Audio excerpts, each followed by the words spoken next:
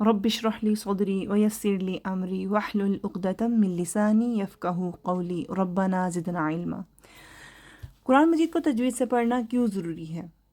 آئیے ہم قرآن مجید کو تجوید سے پڑھنے کی فضیلت قرآن اور حدیث کی روشنی میں جانتے ہیں۔ قرآن کریم پڑھنے، سیکھنے اور سکھانے کی فضیلت کئی آیات اور حدیث میں ملتی ہیں، جیسا کہ سورۃ فاطر آیت نمبر 29 میں آیا ہے، ان الذین یتلون کتاب اللہ واقاموا الصلاة وانفقوا مما رزقناہم سرا وعلانیۃ یرجون تجارۃ لن تبور۔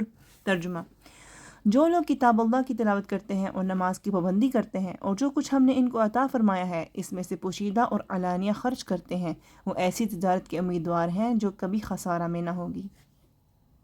قرآن مجید کو تجوید سے پڑھنے کی فضیلت احادیث میں بھی آئی ہے، جیسا کہ حضرت انس بن مالک رضی اللہ تعالی عنہ سے روایت ہے کہ رسول اللہ صلی اللہ علیہ وآلہ وسلم نے فرمایا، لوگوں میں سے کچھ افراد اللہ والے ہوتے ہیں۔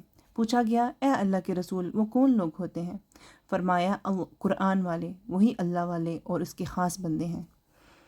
پھر ایک اور حدیث میں آتا ہے، ابو امامہ رضی اللہ تعالی عنہ سے روایت ہے کہ رسول اللہ صلی اللہ علیہ وآلہ وسلم نے فرمایا، قرآن پڑھا کرو کیونکہ قیامت کے دن یہ اپنے پڑھنے والوں کے حق میں سفارشی بن کر آئے گا۔